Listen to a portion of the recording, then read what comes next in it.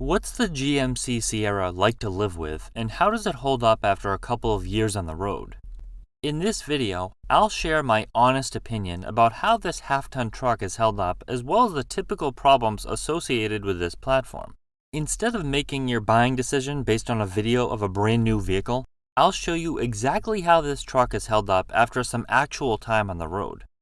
If you're interested in automotive content and find this video helpful, make sure to like the video and subscribe to the channel. The GMC Sierra and Chevy Silverado were completely redesigned for 2019, and they got a facelift for 2022. The main updates were inside, where the center console was updated to feature a much more modern center display. The 5.3-liter V8 has been around for a really long time, as it was first used in the 2003 GM trucks, but it's still a great engine in terms of drivability.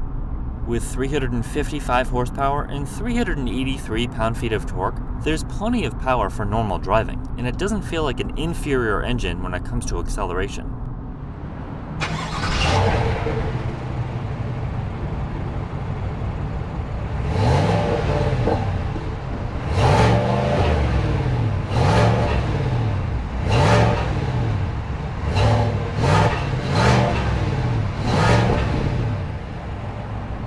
It'll do 0 to 60 in under 7 seconds, but more importantly, it's not lacking power when it comes to everyday driving. The 6.2 is nice to drive if you have a heavy foot, because it'll do 0 to 60 in under 5.5 seconds, and it's nice to have the extra power for towing, but it's really not necessary. With the 10-speed transmission, this engine has more than enough power for merging onto the highway and keeping up with stop-and-go traffic.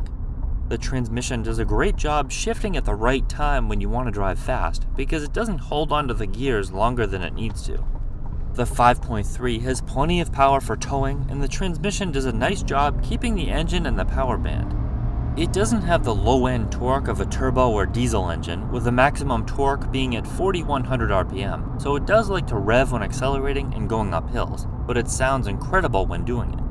When everyone seems to be going with turbo V6 engines, this V8 sounds really rich and throaty and makes it feel like you're driving a more luxurious vehicle rather than a wound-out V6. It still drives the exact same way it did when it was brand new. There are no clunks or weird shifts of the transmission, and no problematic noises coming from under the hood. The engine runs at very low RPM on the highway thanks to the 10-speed transmission, which also adds to the quietness of the cabin, but it shifts to allow plenty of power when you want to get on it. If you want the extra power and don't mind springing for premium fuel, the new Sierra and Silverado come with an active exhaust with the 6.2, which is muted in normal mode and louder in sport mode, which sounds absolutely incredible. This option alone is almost enough to sell the truck in my opinion. You get the sporty V8 exhaust sound when you want it, but you can turn it down with the turn of a knob, so there's no drone or loud rumble that can get tiresome on long trips. This truck is extremely easy to drive and car-like. The ride is comfortable with these 20-inch wheels, which do a much better job absorbing road imperfections than the 22-inch wheels that are available. With high-quality Michelin tires, the ride is very comfortable and quiet with very little road noise, even at highway speeds. The engine sounds excellent when you're accelerating, but it's super quiet when you're just cruising, and it really only comes to life when you get on it. Taking corners at higher speeds is comfortable and confident, and there's surprisingly little body roll. The steering is nice and light, which makes it easy to maneuver at low speeds. When you hit the brakes, the nose doesn't dive way down. Honestly, you can hardly tell the difference in ride quality between this and a Tahoe, Yukon, or Escalade. There's a little bit of bed shudder when there's no load on the back, but this is extremely easy to drive and comfortable on long road trips, whether you're in the city or on the highway. While everyone likes to think of a pickup truck as a vehicle that can haul heavy loads, most people are using them as daily drivers and family haulers, but this truck is great for both. I really like the soft leather on the steering wheel, which gives the truck a luxurious feel, and it's comfortable to hold. The front seats, though, are a little bit short for the legs, which can be a little uncomfortable on long trips. The bottom part of the seat doesn't lift up much either, so it lacks some thigh support. After driving for more than an hour, you really start to notice this, and it can get a little uncomfortable. The rear seats are the same way. They're also pretty short and don't give much leg support, which can be uncomfortable for passengers on long drives. However, the nice thing about the rear seat is that the floor is really flat. This is great for the person sitting in the middle seat because they have more room to stretch their legs and don't have to deal with a big hump in the floor. It makes sitting in the middle a lot more comfortable and convenient. While the truck, even being an SLT, has some luxurious features like the leather steering wheel, it could definitely use some improvements in the seat design to make longer trips more comfortable for everyone. When every car maker seems to be cutting costs and building absolute garbage, the build quality of this truck is actually pretty decent. The seats still look brand new. The exterior doesn't show any signs of build quality issues. Nothing is broken and everything works perfectly. GM undoubtedly has their share of build quality issues, but I haven't noticed any problems with this truck, and I would definitely notice them. Of course, it's a pretty new truck, so there shouldn't be any real issues, but this isn't everyone's experience, not just with GM, but with Ford, Ram, and Toyota, all of which have had some pretty significant issues when it comes to build quality. Even with a heavy foot, I consistently get around 20 miles per gallon when driving around town and dealing with stop-and-go traffic. That's pretty reasonable for a full-size truck with a V8 engine. A lot of people go for turbo V6s or smaller engines because they're supposed to be super fuel efficient, but in reality, they rarely hit those high MPG numbers they promise.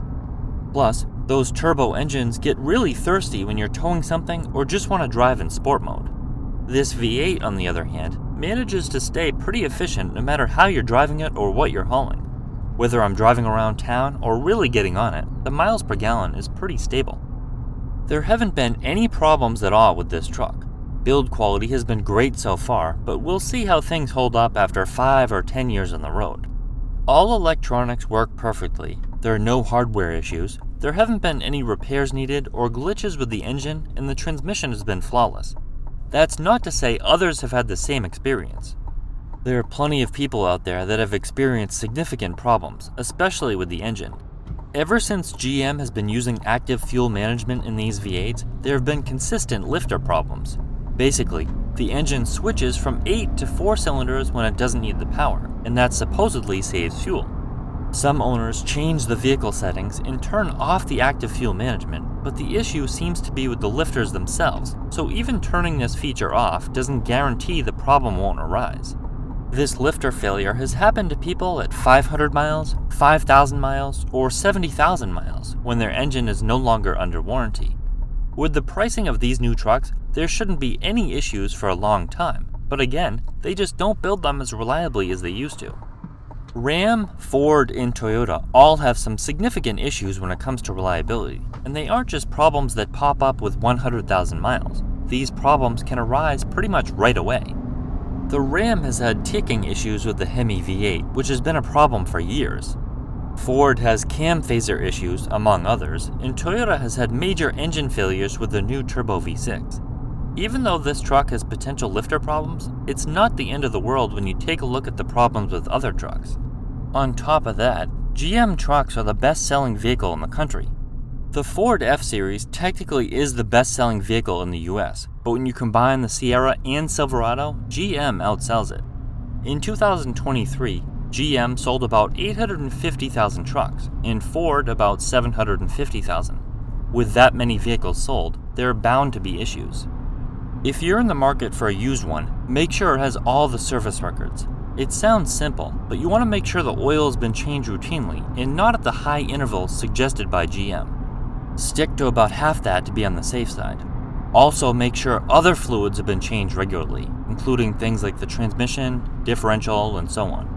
This routine maintenance makes the world of a difference when it comes to longevity, and could mean the difference between the truck lasting 80,000 miles or going 250,000 miles plus without major issues.